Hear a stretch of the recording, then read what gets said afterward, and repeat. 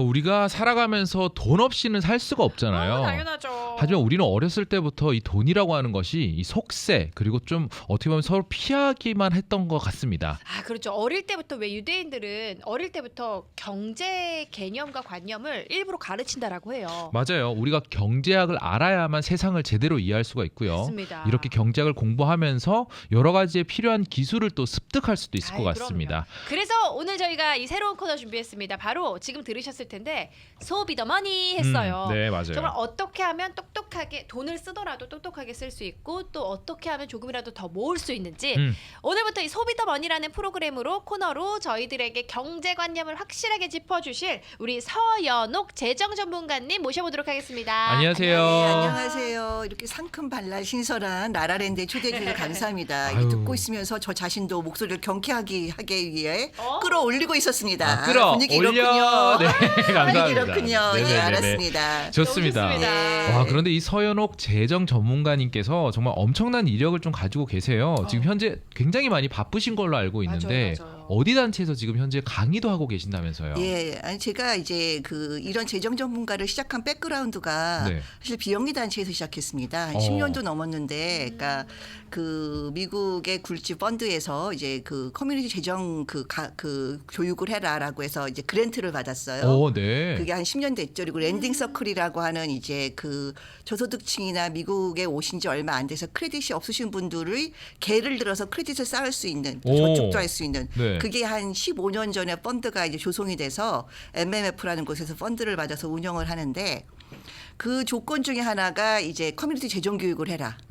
라고 해서 커뮤니티 재정 교육을 이제 처음에는 크레딧 관리하는 것부터 시작을 해서 네. 당시 제가 이제 다니는 곳에 이사님께서 이제 재정 전문 일을 하시는 분이 있어서 네. 그분한테 배워서 강의를 조금 시작했죠. 커뮤니티 분들을 한국 분들을 모시고 그렇게 하다 보니 또 아는 것이 쌓여지는지라 이걸로 돈을 벌자. 저희가 돈 얘기하지 않습니까? 그렇죠. 그래서 이제 이걸로 라이센스를 따고 또 돈을 버는 재정 전문가의 길까지 이런 루트를 통해서 여기까지 왔습니다. 와, 지금 그냥 뭐 강의뿐만이 아니라 현재 사회 공헌을 하고 계셔서 사회에서 주는 그랜트를 또 받으시면서 또 이렇게 또 일을 하고 계시네요. 그건 옛날 얘기고 요새는 이제 제가 따로 그룹을 모집해서 이제 네. 온라인으로 이제 하고 계시는군요. 트레이닝 시켜드리고 있습니다. 그러면 진짜 저희가 또 이렇게 대단하십니다. 매주 격주 금요일에 모셔서 예. 저희가 어떻게 보면은 잘 몰랐던 경제학에 대해서 이렇게 또 말씀을 해주실 맞아요, 예정입니다. 맞아요. 직접 아. 이렇게 또 저희가 모시게 돼서 너무 영광이고요. 네. 감사합니다. 여러 가지 그런 토픽들을 가지고 앞으로 격주에 한 번씩 금요일마다 알려주실 텐데 오늘의 토픽은 바로 이겁니다. 저도 개인적으로 너무너무 궁금했었는데 높은 물가와 우리의 삶 맞습니다. 이라는 주제로 알려주실 예정이에요. 예. 요즘 물가가 너무 올랐어요. 어제 저 지인분이 이 얘기를 하시더라고요. 진짜 마트에 갔는데 야채밖에 안 샀는데 100불이 나왔대요. 그래서 제가 그 얘기했어요. 그럼요. 아이 진짜요? 근데 정말 자기 야채밖에 안 샀는데 100불이 나왔대요. 그래서 무서워서 이제 뭐 진짜 외식은 당연하고 뭘 못 사겠다. 그러면서 이제 말씀하신 게 쬐끄만 고기 뭐 조그만 그냥 마트 거 시판 족발 하나 사고 야채만 샀는데 100불 나왔다. 진짜 그 말씀 하셨어요. 족발도 그래도 사셨네요. 족발. 발전적인 겁니다. 네, 족발. 족발 고기 좋은 거죠. 들어갔습니다. 네네네네. 근데 진짜 너무 우리도 공감을 하는 게 뭐냐면 옛날 같으면 그 반값이면 그쵸, 맞아요. 충분했었던 그 물가가 지금은 정말 거의 체감이 오는 건 2배예요. 맞습니다. 너무 올랐어요. 이렇게 어떻게 보면 돈에 대한 스트레스가 요즘 좀 굉장히 많은 것 같거든요. 그럼요. 장을 보는 것도 이렇게 스트레스로 다가올 수도 있잖아요. 어떨까요, 요즘? 아니, 그러니까 22년도 네. 심리학협회 통계에 의하면 미국인들이 스트레스를 받는 가장 첫 번째 이유 물가 상승, 인플레이션이라고 얘기를 했습니다. 스트레스가 83%니까 10명 중에 8명은 83%요? 10명 중에 8명은 근데 저희 주변에 10명 중에 10명이잖아요. 그렇죠. 두 네네네. 명은 저희가 모르시는 분들이잖아요. 그렇죠. 네. 그게 현실이지 않습니까? 맞습니다. 예. 엄청나네요. 이 돈에 대한 스트레스를 모두가 다 갖고 있다라고 해도 과언이 예. 아니네요. 근데 이게 그냥 저희가 뭐 왜 그런 얘기 있잖아요. 엄살이 아니라 정말 많이 그 다방면에서 이런 그로서리 샵도 그렇고 그럼요. 외식이며 거의 모든 것들이 물가가 지금 다 오른 상태 아닌가요? 생존을 위협받고 있죠. 근데 지금 내가 가진 돈이 좀 충분하다라고 생각하는 사람들의 비율을 또 과연 있을까요? 뭐 어차피 많이 버시는 분들은 점점 많이 벌고 있고 네. 적게 버시는 분 점점 적게 벌고 있는데 음. 제가 이제 이 업계에 오래 있으면 체감 온도는요. 중산층이 점점 없어지고 있다. 중산층이요. 예, 중산 그런 것 같아요. 그럼 그러니까 오히려 중산층도 점점 저소득층화 되고 있다. 슬픈 얘기예요. 그러네요. 예. 그러니까 빈익빈 부익부로. 부익부로 완전히 예. 가고 있네요. 그러니까 있으신 분들은 더 많이 벌게 네, 되고. 벌게 그분들의 생활을 우리가 볼 수 없으므로 평가할 수는 없지만 네. 정말 그렇게 되고 있습니다. 아. 저희 중산층부터 보면. 그렇다면 이곳 미국은 다양한 인종들이 또 함께 살아가고 맞아. 있는 곳이잖아요. 예. 인종별로는 좀 어떨까요? 인종별로는 이제 이 물가 상승률에 대해서 스트레스 느낀 걸 보면 네. 이제 라티노들이 제일 높고 아 그래요? 그다음에 블랙 아메리칸, 그다음에 백인들, 에시안들 이렇게 나눠지는데요. 저는 그 에시안들이 조금 전에 얘기하셨잖아요. 우리는 돈에 대해서 약간 터부시한다라고 얘기했듯이 네. 이 돈 얘기를 하는 걸 꺼려하셔서 이게 제일 적게 나온 거지 실질적으로는 더 많을 수 있다라는 이런 판단을 하고 있거든요. 예. 더 나을 수 있다라는 거. 네. 근데 우리 특히 에이시안들 한국 사람은 좀 어떨까요? 너무 많이 고객분들이 계셔서 아실 것 저희 같아요. 조금 전에 그 유태인들 얘기를 하셨는데요. 네. 예, 한국 분들은 이제 저희가 그 역사를 보면 한국 분들은 농경 사회에 사셨잖아요. 그렇죠. 거기서 이제 그 곡식을 길러서 그러니까 땅에 대한 그 집착이 아주 심하세요. 부동산. 땅에 땅. 대한 집착. 네, 땅에 네. 땅에 대한 묻고 집착. 싶은 마음. 땅에 그러세요. 그러니까 근데 이제 저희가 아까 유태인 비교를 했는데 네. 저희가 유태인의 역사는 다 알지만 그들은 땅이 없게 되게 오랜 세월을 살았지 않습니까? 그렇죠. 그래서 들고 튈 수 있는 자산을 연구를 한 거예요. 들튀 기능. 어디든지 갈 수 있는. 바로 현금이죠. 현금으로. 예, 바로 캐시죠. 네. 들튀 기능. 어. 그리고 이제 이 땅에서 오랫동안 이렇게 5천년 역사를 자랑하는 네. 버티고 살았던 우리 민족에 대해서 생활 환경이 척박했기 때문에 좀 더 현실적이다. 저는 왜 이렇게 한국 분들이 부동산 했는지는 잘 몰랐는데 지금 이렇게 또 재정 전문가 서연옥 재정 전문가님께서 말씀해 주시니까 왜 그런지 좀 이해가 되네요. 그러니까 민족성에 따라서 그 배경 환경, 민족성에 그렇죠. 따라서 이렇게 다를 수 있구나라는 생각이 드는데 한국 분들은 땅에 집착한다 하셨는데 진짜 어린 아이들도 왜 흔히 우스갯소리로 너 나중에 꿈이 뭐야 모델래 하면 건물주. 진짜 그렇게 얘기할 정도로 땅에 집착이 대단한 아니 한국 근데 분들입니다. 이제 그 통계 이제 신문 자료 같은 걸 보면 지금의 물가 상승률보다 이제 집값 부동산이 오르는 가격이 1960년도부터 보면 지금 현실 물가 상승률보다 2.4배가 오르고 있어요. 더 많이 2.4배나요? 거의 뭐 3배. 그러니까 이 우리의 꿈엔 부동산 네. 이거를 참 쟁취하기가 멀어져 가는 분들 것 같아요. 젊으시니까 체감하실 것 같아요. 점점 멀어지는 얘기다. 그러니까 우리가 부동산 사랑 물론 좋지만 이제 현실적인 들튀 기능도 생각을 해야 된다. 그렇죠. 예. 자 그렇다면 네. 말씀해 주셨던 인플레이션에 대한 궁금증도 좀 들거든요. 맞아요, 예. 맞아요. 인플레이션 뭐 뉴스를 들어도 인플레이션이라고 그렇죠. 하는데 정확한 인플레이션이 뭘까요? 맞아요. 인플레이션이라는 거는 돈의 가치를 가 떨어지는 거예요. 아까 이제 뭐 야채만 샀는데 100불이다. 그럼 뭐 예를 들어서 야채를 뭐 배추를 10불짜리를 10개를 샀다.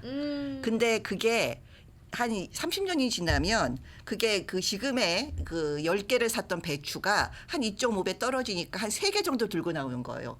3, 4개. 그게 그러니까 같은 100불을 가지고 그렇죠. 내가 쓸 수 있는 분야 그 부분이 작아지는 겁니다. 결국은 이제 돈의 가치가 떨어지는 것을 의미를 합니다. 그러니까 시안 씨가 조금 전에 말씀해 주셨던 그 장 보신 분의 그 예가 적절할 수가 있겠네요. 딱 맞죠. 저희가 장바구니 물가는 제일 경직합니다. 맞아요. 그러니까 지금 이제 100불어치를 이제 미국 같은 경우에는 통계가 1913년부터의 물가 상승률을 매년 이제 하는 통계가 해마다 이제 3.2%를 오르고 있다라고 얘기를 해요. 3.2%요? 예. 와. 근데 이제 이거는 이렇게 들으면 저희가 모르잖아요. 그러니까 지금의 100불이 그 30년 전에는 3.2% 이렇게 얼마냐면 지금의 100불어치를 쓰기 위해서 30년 전에는 46불만 가지고 있으셨으면 됐어요. 그러면 이제 그때 배추 10통을 살 수 있었단 말이죠. 46불 가지고 네. 배추를 얘기하니까 딱 하죠. 예, 편하신 분은 설렁탕으로 바꾸셔도 되고 곰탕으로 바꾸셔도 되는데 네. 어쨌든 배추 10개를 그걸로 사갖고 왔는데 오늘과 똑같이 100불을 들고 가서 배추 10개를 사 오려고 하면 이게 10년이 지나면 이게 137불을 갖고 있어야 배추 10통을 사세요. 지금 기준으로. 예. 아마 100불 가지고는 8.5배 사 갖고 오실 거야. 그리고 20년이 지나면 187불을 갖고 100불 배추 10통을 사시는 거예요. 아이고. 100불을 가지만 5통밖에 못 사 갖고 오시는 그러니까요. 거죠. 차이가. 예. 그리고 이제 30년이 지나면 257불이 있어야 배추 10통을 사십니다. 같은 100불을 가지고는 한 3.5 배추 이렇게 사갖고 오시는 거죠.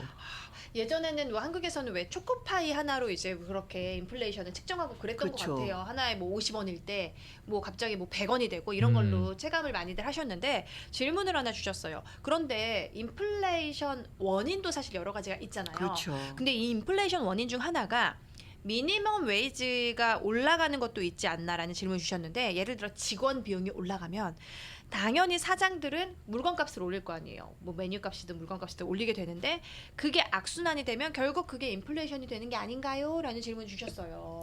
근데 이제 저희가 이 미니멈 웨이지가 올리는 이유가 저는 물가 상승률만큼 정도 따라가고 있다고 생각을 해요. 근데 이제 문제는 그 비즈니스 오너분들이 물가 상승률만큼 본인들의 그걸 못 올리고 계시는 거예요. 이윤을. 예, 그렇죠. 네. 그 이윤을 못 내고 계시는 거 경쟁력도 있고 뭐 여러 가지 이유로 그리고 못 올리고 있고 예를 들어서 이제 아까 부동산 얘기했지만 부동산이 물가 상승률보다 2.3배가 오르고 있다라고 2.4배라고 얘기를 하는데 네. 그럼 그분들의 렌트비는 어떨까요? 그러니까 점점 더 올라가겠죠. 아까 이제 임금이 어. 물가 상승률만큼 오르고 있는데 렌트비는 물가 상승률보다 2.4배가 더 오르고 있어. 너무 힘드시겠다. 근데 이제 네. 그렇죠. 그런데다가 이제 많은 분들이 저도 처음에 미국의 평균 물가 상승률이 3.2% 거짓말 한 100% 되는 것 같은데 해마다라고 느끼잖아요. 네네. 근데 그게 말이 되는 게 지금 예를 들어서 저희가 의식주가 우리 기본 생활이라고 봤을 때 의식주에 대해서 제가 먹고 살아야 되니까. 그렇죠. 근데 예를 들어서 이제 2020년 팬데믹 같은 경우에는 그 전체 물가 상승이 1.4% 올랐습니다. 1.4%요. 예. 근데 음식과 푸드가 얼마나 올랐냐면 3.9% 올랐어요. 3배가 오른 거예요. 와, 많이 올랐네요. 많이 진짜. 올랐죠. 네. 그리고 나서 그 다음부터 이제 뭐 비슷하게 쫓아가는 거예요. 한 번에 보세요. 한 번에 확 3배가 뛰었는데 그 다음에 비슷한 속도로 오르면 결국 계속 3배인 거죠. 그렇네요. 예. 근데 아까 그 예를 들어주셨던 그 장 보신 분이 이제 점점 야채도 더 줄고 이제 그러니까. 족발도 그냥 아예 못 사게 되겠네요. 그럼요. 그 100불 중에서 이제 족발도 못 사게 돼. 그나마 그 족발도 하나 사면 족발도 아유 그러면은 너무 사실 아쉽습니다. 많은 분들이 이렇게 생각하세요. 특히 월급쟁이들, 예, 흔히들 예. 이제 회사를 다니시는 분들은 그러면 내 인컴, 내 월급이 이 물가 상승률만큼 올라야 되는데 과연 오르고 있는가? 현실적인 질문을 가장 먼저 하실 것 같아요. 맞아요. 그 측정해 보셔야 됩니다. 음. 측정해 보시고 물가 상승률 만큼 오르지 못하고 있다면 소비를 줄이거나 네. 더 벌거나 아니면 이제 재테크를 해서 그 물가 상승률을 캐치업할 수 있는 뭔가를 그 만들어야 되는 거죠. 그래서 그쵸. 제가 그 얘기 하드릴러 이제 여기 계속 진행하면서 맞아요. 얘기해드려 왔잖아요. 네, 그러니까요. 우리가 이렇게 또 공부를 해야 예, 됩니다. 근데 저희가 이제 그 구글이나 이런 데 들어가 보면 이제 복리 칼큘레이터도 있고 인플레이션 칼큘레이터 같은 게 많아요. 그래서 젊은 분들은 그런 거 쉽게 찾으시니까 이제 3.2% 정도를 넣어서 뭐 평균이 그렇다고 하니까 그거를 우리가 그 거부하지 말자고요. 네네. 근데 그렇게 하고 나면 이제 예를 들어서 2024년 현재 그 5만 불의 연 인컴을 버시는 분, 예를 들어서 한 달에 한 4천 불 조금 넘죠. 네. 그렇게 버시는 분들 같은 경우는 2025년 내년에는 얼마를 벌어야 되냐면 5만 1,600불을 벌어야 되는 거예요. 와, 많이 벌어야 돼요. 더 많이 벌어야 예, 되네요. 물가 상승률만큼. 근데 오. 물가가 많이 올랐기 상관없네. 때문에 그게 2분이에요. 1,600불이 남는 게 아니에요. 네. 그렇죠. 그래서 내가 작년보다 돈이 올랐네. 1,000불 더 줬네. 우리 사장님 최고. 물론 최고죠. 안 올리시는 분보다라고 하실 수는 있지만 그게 이제 물가 상승률만큼 오르고 있는지 예, 물가 상승률만큼 올라려면 5만 1,600불이 돼야 되는데 5만 1,000불밖에 안 됐다. 그럼 내 돈 600불을 잃어버리고 있다. 그렇지. 그리고 그 돈이 크레딧 카드에서 쌓이고 있다. 아이고, 그렇군요. 그래서 이게 요즘 우리의 현실이죠. 뉴스를 예. 보다 보면 크레딧 카드를 못 갚아서 계속 연체가 이어져 가고 있다. 뭐 한 80% 정도가 이어져 가고 그럼요. 있다고 그게 무슨 하더라고요. 얘기냐면은요. 네. 이제 지금은 뭐 1, 2년은 괜찮다 쳐요. 근데 지금 올해 5만 불 버시는 분이 이제 한 15년 정도 지나면 네. 얼마를 버셔야 되냐면 77,712불. 오. 지금 5만 불을 버시는 분이. 예. 물가가 계속 그렇게 오르고 그래, 네. 근데 이제 어떤 분이 예를 들어서 해마다 2%씩만 임금을 받았다라고 추정을 해볼게요. 그러면 그분은 15년이 지나면 임금이 65,974불로 늘어나 있습니다. 그럼 그 차익이 한 11,738불 돼요. 네. 아 근데 중요한 건 거기 축적된 게 있잖아요. 해마다. 그렇죠. 네네네. 축적된 게 있으면 15년 지나면 거의 한 78,955불, 8만 불 돈이 마이너스가 돼 있는 거예요. 그럼 그게 어디 있겠습니까? 크레딧 카드로. 그렇죠. 예. 어쩔 수 없이. 그러니까 내가 특별히 뭔가 사치를 하고 명품백을 사고 해외여행을 정말 럭셔리하게 다니고 그러지 않고 그냥 살고만 있어도 그런 현상이 나타난다는 거. 아유, 참 그게 참 씁쓸하네요. 그게 진짜. 참 네. 좀 씁쓸하죠, 진짜. 그런데 저희가 또 알고 있는 뭐 대학 등록금에도 이런 인플레이션이 아. 있어요? 두 분 혹시 결혼하셨나요? 저는 아직 안 했고 저는 시안 씨는 했습니다. 하셨어요. 네네네. 네. 아, 그러면 자녀분은 저희 저 있죠. 있습니다. 네. 아기가 어리죠? 예. 예. 저기요. 그 물가 상승률이 저희가 3.2%라고 했는데 그러면 이 대학 등록금은 얼마나 올랐을까요? 2010년부터 2022년까지 한 12년만 봐도 와, 제가 2011년도에 처음 유학을 시작했을 때 등록금과 지금 등록금을 보니까 차이가 너무 많이 나던데요. 그러니까 1963년부터 등록금 인상을 지금까지 계산해 보면 747%예요. 800배 가까이가 오른 거. 800%. 800배요? 그러니까 이제 지난 10년 정도 2010년부터 2022년까지 그 칼리지 튜이션은 물가 상승률 3.2%인데 12%가 올랐습니다. 그러니까 거의 4배. 너무 와, 그러니까 예를 들어 뭐 한 4만 불을 냈던 학생이라면 지금은 16만 불을 내야 되는 그렇죠. 건가요? 그렇죠. 와, 정말 아니 이거 너무 심한데요?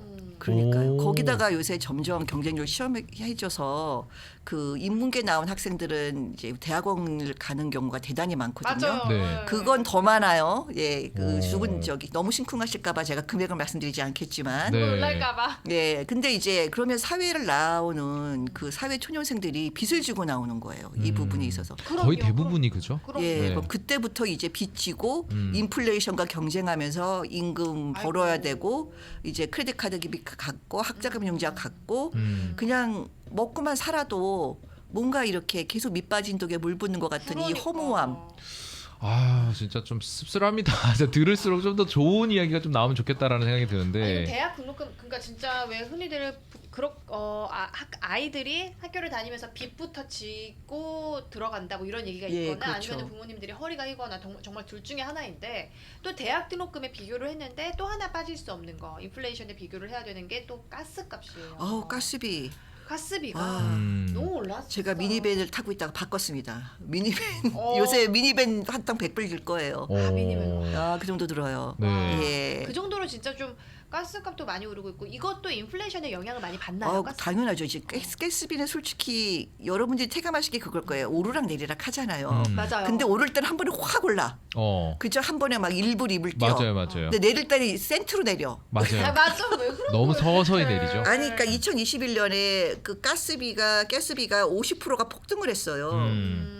그러니까 한 3불대 있다가 4불대로 확 올라간 거죠. 그렇죠. 근데 그 다음에부터 이제 떨어지는 가격이 1.5 떨어졌다가 1.9 떨어졌다가 다시 오르기는 1.2 올랐다가 막 이런 식이니까 그러니까. 예, 장거리 여행 가기가 무섭고 맞아요. 여름에 에어컨 트는 게 겁나고. 그래서 막 전기차 타는 게 어떻게 보면은 돈을 아끼는 방법이다 이렇게도 말씀을 하시는 분들이 많은데 예. 장기적으로 보자면 그것도 어떻게 보면은 또 다른 소비일 수도 있잖아요. 전기를 그러니까 쓰는 이제, 것도. 그러니까 이제 소비 영역을 제가 나중에도 얘기했지만 내 소비의 패턴이 어떤가, 내 소비가 내가 버는 것과 인플레이션 대비 더하고 있는가라는 부분에 의해서 체크업을 보시라고 얘기하는데요.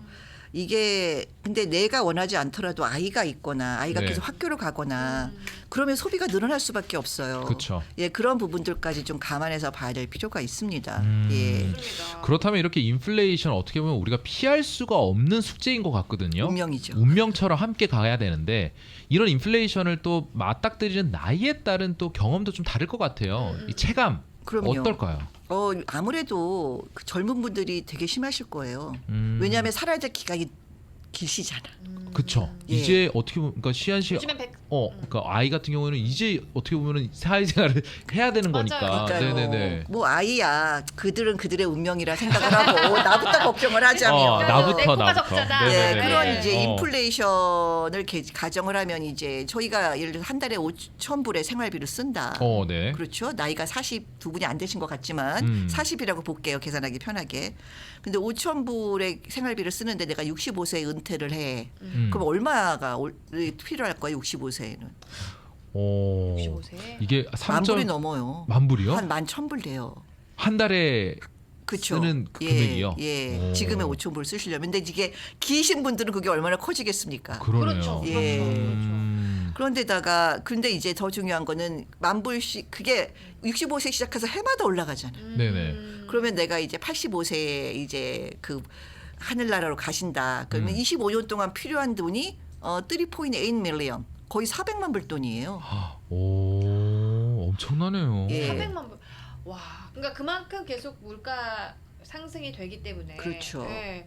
그만큼 사실은 우리가 벌어야 되는데 또 사람 마음대로 그게 또 안 돼. 안 되죠. 실질적으로 올해 2024년에 아마 제가 알기로는 롤스 웨스턴 파이낸셜의 통계에 의하면 많은 분들이 설문조사를 하면 이제 은퇴를 하고 1.4 밀리언 정도가 들 것이다 라고 예상을 하는데요. 네. 뭐 지분들은 MZ 세대신가 모르겠지만 뭐 여러 가지 X, Y, MG 신세대까지 딱 그렇죠, 보면 네.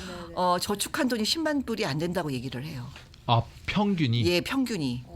그러면 1.4 밀리언에서 10만 불을 빼면 저희가 계산하지 말죠. 네네. 허무하니까. 그러니까요. 그거 없는 거예요. 없는 없는 거예요. 와. 아유, 나중에는 저희가 또 계속적으로 수업을 이어가다 보면 좀 해결책도 있겠죠. 해결책이 있어야죠. 좁혀가고 네. 그리고 현실적으로 이제 소셜시큐리티 연금이라든가 다른 데서 구성을 해서 어느 정도의 금액이 채워지는지 나의 미래에 대한 숫자는 변하지 않거든요.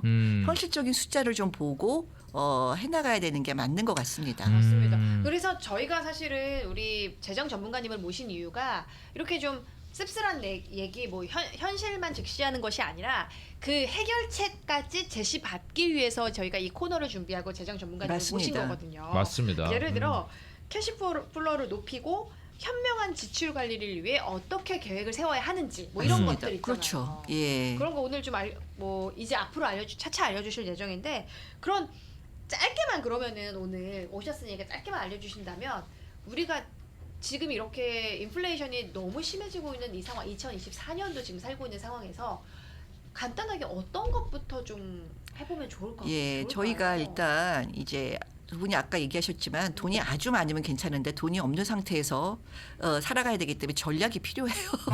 어쩔 수 없죠. 허리띠를 졸라매야 돼요. 아까 뭐 네네. 한국 분들은 돈에 대한 전략에 그 부자들 몇 분 빼놓고는 되게 약하지만 전략을 강화해야 됩니다. 네네. 예. 어쩔 수 없이 예, 맞아요. 그래서 일단은 뭐 심플하게 내 인컴이 물가 상승률만큼 오르고 있는가 이제 매년 좀 체크를 해보셔야 되고요. 그 다음에 만약에 물가 상승률만큼 오르지 못한다면 그 물가 상승률을 메꿀 수 있는 다른 거에 뭔가 투자를 하는가 아니면 뭐 진짜 투자비라도 뛰고 있는가 예, 그런 거를 해보셔야 돼요. 그러니까 그러면 계산을 할 예. 수 있는 방법은 지금 현재 벌고 있는 소득의 3.1을 곱해서 예. 이제 다음 내년에 이제 얼마가 이제 인플레이션이 있는지를 계산을 하면 그렇죠. 되는 건가요?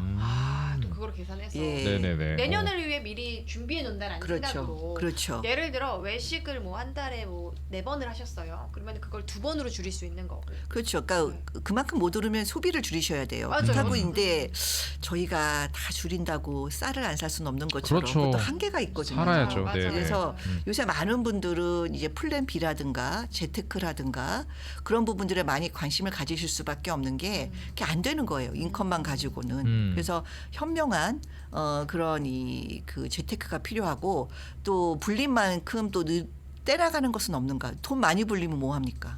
나중에 예를 들어서 텍스에서 한 20% 갖고 가고 막. 네. 그러니까 맞아. 뭐 그리고 또 아니면 또 어떤 리스크가 있어서 맞아요. 하루 아침에 그냥 반토막 나고 그런 관리도 좀 해볼 줄 아셔야 돼요. 예.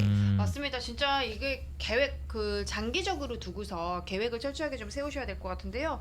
현명한 지출 관리를 위해서 정말 요즘 같은 고물가 시대에 인플레이션이 높은 시대에는 현명한 지출 관리를 위해서 각자 개인에 맞는 또는 가정에 맞는 계획들을 좀 작게나마 작게부터 시작해서 예. 소소하게부터 시작해서 세워 보시면 좀 좋을 것 같아요. 우리가 살아가면서 사실 빚을 지면서도 살아갈 수 있잖아요. 그렇죠. 어쩔 수 없이 또 빚을 져서 뭐 사업을 예. 늘릴 수도 있는 거고. 맞습니다. 이런 빚에 대해서도 뭐 좋은 빚이 있고 나쁜 빚이 있을까요? 자 이렇게 보시면 돼요. 제가 물가 얘기했지만 네. 빚을 지지만 이제 자산이 생기는 빚이 있어요. 대표적으로 집. 그래서 한국 분이 집을 좋아하세요. 네. 그리고 또 예를 들어서 자동차 뭐가 남잖아요. 그렇죠. 근데 이제 집은 예를 들어서 10만 불에 사가지고 100만 불이 됐어. 근데 빚은 졌지만 뭐 그 집의 밸류가 인플레이션이 훨씬 상회했잖아요. 그러면 그건 빚을 지더라도 좋은 빚이고. 빚이죠. 그러니까 투자를 좀 받아서 예를 그렇죠. 들어서 집을 사는 거는 좋은 빚이다. 그렇죠. 모기지를 졌더라도 모기지를 그렇죠. 했더라도 예. 근데 이제 좋을 수 있고 나쁠 수도 있고 여러 가지 이제 그건 틀린데 네. 그럴 수도 있고 일단 자산이 생기기 때문에 그건 어딜 가질 않거든요. 자산을 팔면 그게 바로 돈 되잖아요. 그렇죠, 그렇죠. 맞아요. 예. 맞아요. 근데 이제 그렇게 이제 투자했는데 뭔가를 얻었어. 예, 그 론이라는 걸 얻어서 투자라는 돈을 얻었다. 우리가 이렇게 생각해 보면 그럴 수 있는데 꼬라박기만 하는 그런 소비. 예를 들어서 뭐 저 크레딧 카드가 대표적이죠. 크레딧 카드. 크레딧 카드 많이 쓰시면 크레딧 카드가 빚만 생기고 이자만 맞아. 붙지 그게 자산을 형성해 주지 않잖아요. 그렇죠, 그렇죠. 예, 자산을 오히려 하루 아침에 폭망시킬 수 있는 그런 요소를 작용을 하죠. 결국에는 소비를 좀 줄이는 것이 정답이겠네요. 그렇기도 하죠. 그리고 크레딧 카드가 저한테 그런 분 와서들 많이 물어보세요. 많은 손님 그 젊은 분들이 제가 카드빚이 한 2만 불 있어요, 선생님. 이거를 먼저 갚을까요? 아니면 뭐 어제 투자를 할까요? 어떤 걸 맞아, 뭐가 맞을까요? 뭐 이렇게 어떻게 대답을 해요? 제가 대답을 드렸잖아요. 크레딧 카드 빚 먼저 크레딧 카드 이자율 얼마예요? 엄청 높지 않아요? 3.2% 물가 상승 크레딧 카드 이자율 보통 20% 하지 않습니까? 20%요? 예, 그럼 물가 상승률 3.2%인데 크레딧 카드 이자율 5배예요. 그럼 무조건 크레딧 카드를 먼저 갚는 게 낫겠네요. 그렇죠. 이거는 대단하네요. 진짜 꼭 기억하시고서 좋은 빚과 또 나쁜 빚이 있다라는 거를 그렇습니다. 생각하시면 좋을 것 같고요. 오늘 이렇게 저희가 첫 시간으로 이 소비 더 머니 한번 저희가 이 서연옥 재정 전문가님과 함께 이렇게 이끌어 나가고 있는데 온라인에서도 지금 현재 강의 중이시라는데 그러니까 저희가 이제 저는 유튜브 강의는 안 합니다. 네. 유튜브 강의는 안 하고 이때 맞춤형으로 소수 원하시는 분들 모아서 이제 매주 수요일마다 줌으로 강의하고 있고요. 네. 아마 그 소비더머니 제가 보니까 제 카톡방 아이디가 떴더라고요. 그거 스캔하시면 저희 카톡방에 들어올 수 있어요. 그러면 한 달마다 공개되는 강의 스케줄을 보시고 본인이 원하시는 것만 들어오시던가 아니면 원하시는 거 보실 수 있고 아니면 다 들으셔도 되고 저희는 짧게 해요. 많은 분들이 길게 하는 거 요새 안 좋아하시고 네. 맞습니다. 그리고 그렇게 집중 못해요. 네. 집중 못하기 때문에 매주 수요일 저녁 8시 한 30분 정도 네. 짧게 하고 제가 얘기했잖아요. 전략이 필요하다고. 전략이 필요하려면 배워야 됩니다. 그렇죠. 예, 경제에 그 대해서. 전략은 다른 전략가에게 저 같은 프로페셔널이 하는 영역이 있습니다만 매니지먼트를 하는 영역은 본인이 책임을 지셔야 돼요. 내 돈이잖아요. 그렇죠. 그럼요. 예. 그래서 이 프로그램 이름이 내 돈, 내 삶. 그쵸. 그러니까 내 삶이죠. 내 돈, 내 삶을 위해 쓰자. 너무 좋은 것 같아요. 예. 좋습니다. 예. 원하시는 분들은 그러면은 어디 혹시 연락처 제 전화번호로 아무 때나 전화 주세요. 예. 네. 제 전화번호는 213-503-5333입니다. 번호 좋죠. 13503-5333. 네. 그리고 카카오톡이 아니죠. 저희 웹페이지 오시면은 사이트? 또 여러분들이 직접 확인해 보실 수도 있습니다. 네. 서연옥 재정 전문가님께서 또 그렇게 방금 말씀해 주셨지만 일주일에 한 번씩 온라인으로 예. 또 일주일이 아니고 매주. 매주 수요일. 매주 수요일에 온라인으로 재정 교육까지 해주시니까요. 어디 가시지 않고서도 집에서 편안하게 들으실 수 있으니까 원하시는 분들은 213-503-5333 연락 주셔서 어떻게 하면 좀 편안한 노후를 그래도 대비를 할 수 있을까, 미리 준비할 수 있을까, 재정에 관련한 그런 계획들, 전략들 철저하게 세워보시면 좋을 것 같습니다. 네, 소비더머니 오늘 첫 시간이었는데 오늘은 저희가 이 현실을 좀 직시하자 우리 주변에 있는 인플레이션이 과연 무엇인지에 대해서 이렇게 좀 알아봤습니다. 맞습니다. 앞으로 선생님께서 말씀해 주신 것처럼 저희가 정말 적절하게 계획을 하고 또 우리가 어떻게 소비를 해야 되는지 그런 것들을 또 도와주실 예정이죠. 그럼요. 계획하는 자 이길 수 없습니다. 그렇죠. 네. 저희가 잘 지금 계획해봐요. 살짝만 제가 알려드리자면 앞으로 뭐 은행, 부동산, 주식, 보험, 뭐 어디에 투자해야 되는지 그런 것들이랑 텍스를 어떻게 하면 더 줄일 수 있는지, 그리고 연령별 골 목표를 어떻게 세팅하면 되는지, 은퇴 자금은 어떻게 모으면 좋은지, 그런 너무나 주옥 같은 정보들을 저희에게 알려주실 예정이니까요. 격주로 하는 소비 더 머니 우리 서연옥 재정 전문가님의 시간 꼭 기대해 주시길 바랍니다. 네, 오늘 첫 시간 이렇게 꾸며주셔서 너무나도 감사하고 바쁘신 와중에도 저희 자리 빛내주셔서 감사드립니다. 서연옥 재정 전문가님이었습니다. 감사합니다. 감사합니다.